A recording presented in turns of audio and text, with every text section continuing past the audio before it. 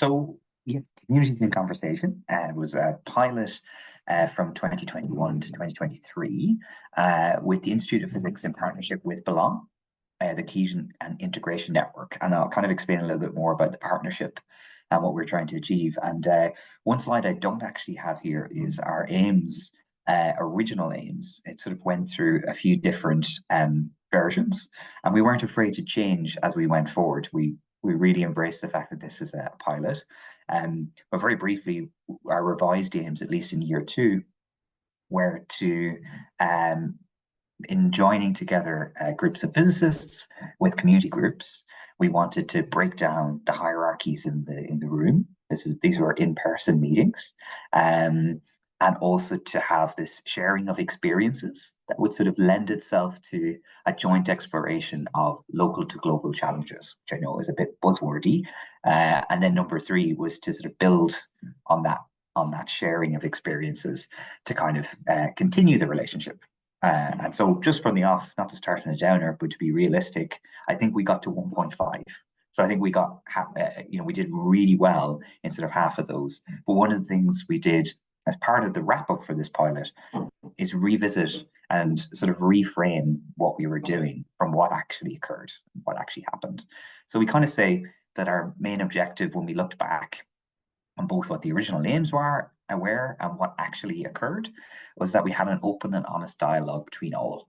And so between our underrepresented groups in physics and local physicists, this exchanging of life experiences and just generally exploring topics relevant to energy, to everyday concerns. That could be energy crisis, climate, transport, infrastructure, lots of different things where physics comes into play.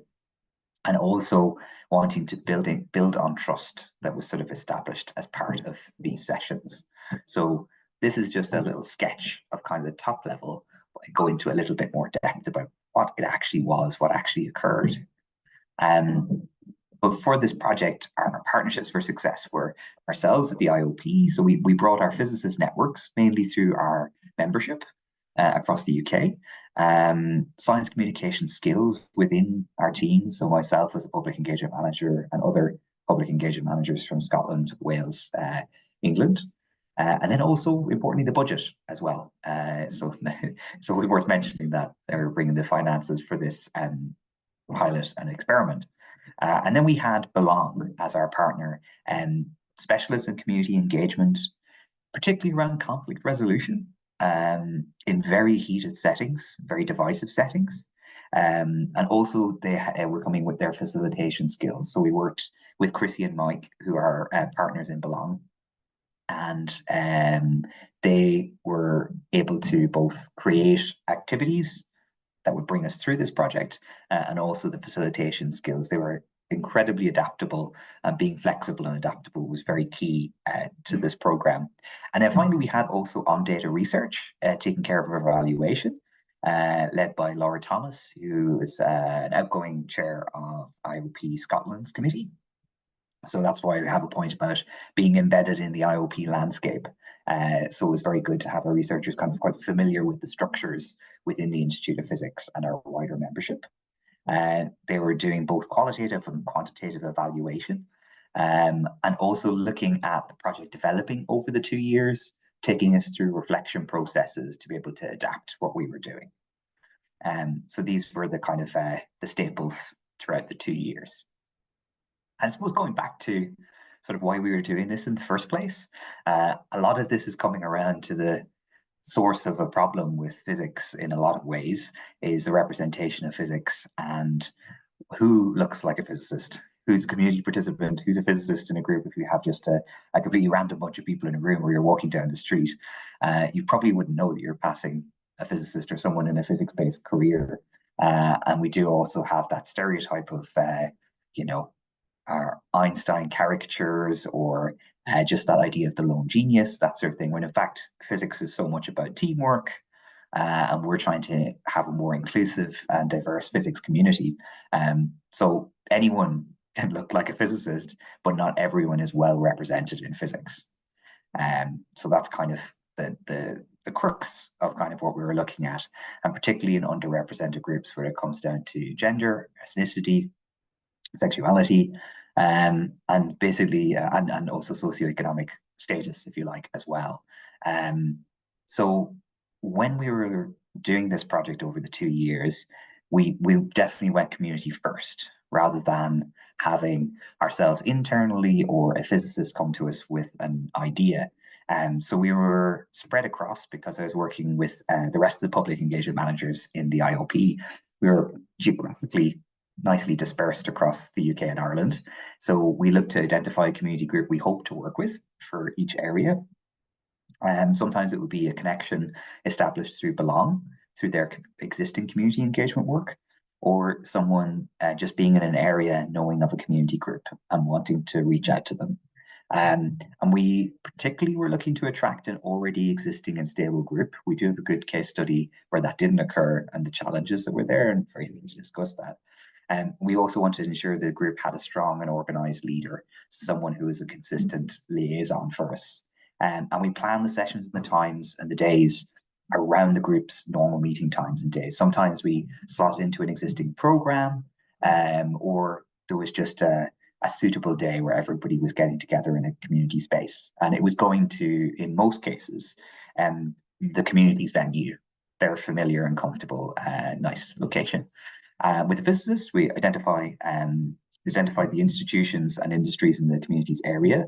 We did a general call out for expression of interest, but we also sort of lightly vetted, but more so just casually spoke with those who expressed an interest, just to make sure they had an understanding that the interactions that would take place weren't going to be a typical dissemination, a lecture, workshop, science show, something like that. And organizing also a pre-programmed training session, because this was all around dialogue and those techniques. So as well as honing some science communication skills, we're looking at sort of introducing the physicists to this dialogue approach. So the 2-year journey, we had year one, Glasgow, Rochdale and Cardiff.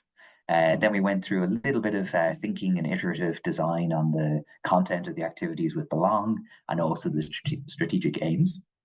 So that's where we took that little breather. And in year two, we went to Coventry, Belfast, and we ended in Inverness. And the programs, they varied in length, sometimes only 3 weeks up to 6 weeks. The 3-week programs, we just did more hours in a day. So it was a little bit more intense. And every location, as I said at the top, there was a different demographic. So we had to always be realistic about what we could achieve and adapting to the situations. And so we did, through OnData's help, OnData wrote up case study reports for both years. And then we all came together for a watch-up workshop in December last year, to be able to look back at the whole program in its entirety and do things like some SWOT analysis, persona profiles, and working towards a final executive summary that we could share. So, forward and step back. So this is just a little snapshot of the different gangs that we were having our interactions with and having a great time with. Most of them are from, well, the top ones are from their trips, because every program featured a trip to somewhere where physics took place or was related. So in Glasgow, it's the women's leather group, and that was during COVID times. So that was pretty tricky, pretty fun as well, I think. Rochdale there at Jodrell Bank, and that was working with the Rochdale Science Initiative. So working with that group. And then I did participate a little bit in the Cardiff one, which was the Muslim women's group.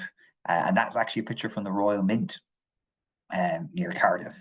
So a bit of a more unusual destination for a place of physics. And in year two, Coventry, and that was just working in a low socioeconomic area in Coventry. And that was the one where it was a self-assembled group. We did have a community liaison who was kindly volunteering her time, Maxine, but the group demographic changed over the course of the program there. And in Belfast, that was with the youth organisation Springboard. They had a program called Head Start. So they had existing program with late teens to early 20s, exploring different work opportunities, and we were able to slot into their program and go there, which was awesome. And then in Inverness, we went to the men's shed. So sort of between Belfast and Inverness, Age demographic wise, we went very different ends of the spectrum and had some interesting adaptations there. So in terms of what actually took place, we had training for physicists, activities that looked at inclusion and exclusion and really getting into the feeling of what that's like. Activities to build connections. We also have physics demonstrations, which were an interesting area because could very quickly go into science show territory and start to reintroduce some of the hierarchy. But at the same time, we wanted participants, community participants, to get a sense of how physics can come into play in everyday life, challenging stereotypes and doing a lot of group problem solving. For the training for physicists, we were discussing perceptions of physicists and barriers to physics. So this was an online only thing. We also helped them with Chrissy's help and my teaching depending on their research area, on their communication skills, and also just bedding in the idea of exchanging with others. So what the activities were going to be like. And I guess across all these things that I'm saying right now, we kept our cards close to our chest when talking with both physicists and the community participants or the community liaison. It's very difficult to advertise because we were just saying you're going to have an exchange of experiences. You're going to come together as a group with physicists and vice versa, and you're going to explore things and have fun. And there's going to be a lot of laughter in the room because we didn't want to give anyone an extra leg up so that you're again bringing in hierarchy or people are getting maybe they're second guessing what's going to happen. So the activities were, where possible, they were very physical. There was, sometimes you have to overcome language barriers as well. Looking at the logistics of it, and just these ideas of building common ground and actively disrupting status. There's group problem solving, looking at power dynamics, bringing to the surface any knowledge assumptions, the idea of failing better. It's okay to fail and to improve and iterate, and the idea of listening to everyone. So they were all little mini activities, and Belong would change and switch up the program of activities depending on the atmosphere in the room, how people were reacting, that sort of thing.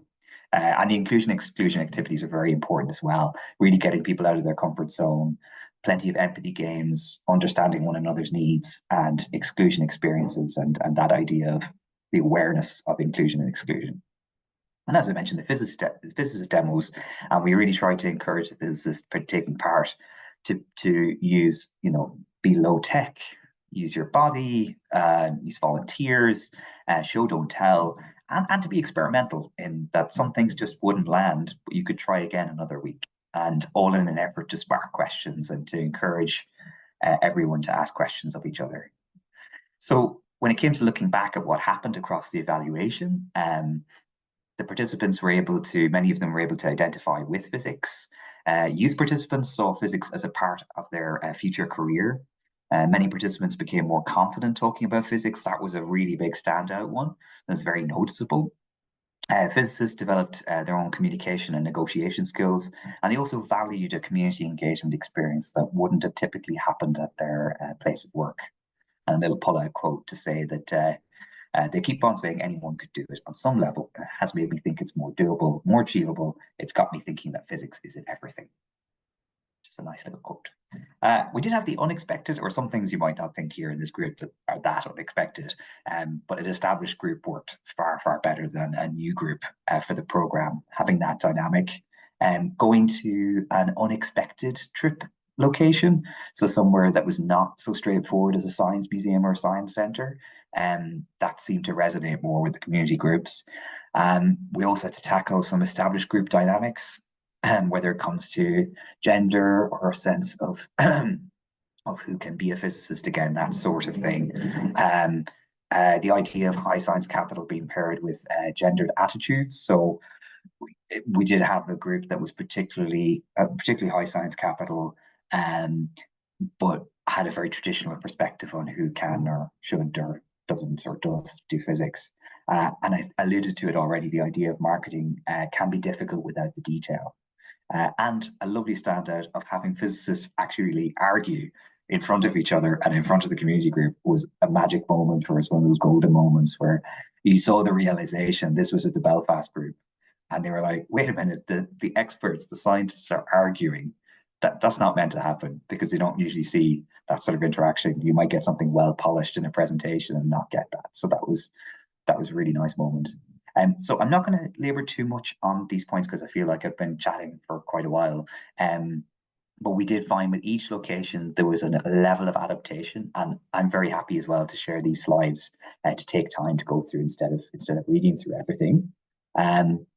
So it's everything from the idea of like sort of basic physical needs there with the older group in Inverness, having to adapt the activities, introducing more playfulness, dealing with gender norms or established hierarchies within the community group and adapting to that. And generally, I'm sure not rewriting any history books here or rewriting textbooks on community engagement. So we have a lot of things that are probably going to sound very familiar. But when we boil things down, we're looking at putting the community first. Establishing a topic helped. We didn't always have a topic. If you didn't, things could get a little vague. And so, for instance, in Glasgow, we associated the topic with climate change because COP was taking place at the time. Very, very central that theme that comes up again and again. It was dismantling hierarchies, recognizing biases, building confidence to be able to question and share. So every group, we had that noticeable change, maybe apart from Coventry because of the changing group numbers and folks who are there. There are very few consistent characters. But in most other cases, you could noticeably see people were more confident in asking questions, and then presenting future opportunities. We always try to provide a new thread. We didn't get that quite right. I feel like we needed more work on that to continue rather than the appear, do a program, and we're off again. So the future of this program, Communities in Conversation, we want to revisit those groups. We've already brought the physicists or a couple of physicists back together again to see what their feeling was about the program and potential next steps. We want to reconnect the community groups, at least one or the community liaison with each, with at least one researcher, and go forward. We'd like to be advised and to advise on best practice in settings like this. Maybe take those next steps towards design challenges, because the program laid foundation in trust building. So you could just get to that level of comfort where there's a free flow of conversation, but it's where to go next, and maybe looking at more design thinking to kind of get to the next steps there. There's a holy grail of multiplier effect of trying to get to more locations, but to retain the level of depth and care the program had. Scoping potentially training programs for the physicists or for those in public engagement in universities, and then scoping funders and collaborators for the future. So really, for this rest of this year, we're taking it as a transition year in our strategy at the IOP in general, and we're into our new strategy at the moment. So it's an opportunity to just get a sense of the landscape, who's doing the same brilliant work as well. Where do we fit in, or where do others fit in, and where can we take it next, particularly with physics and the physics demographics. So that's where I'll finish up there. Thank you very much.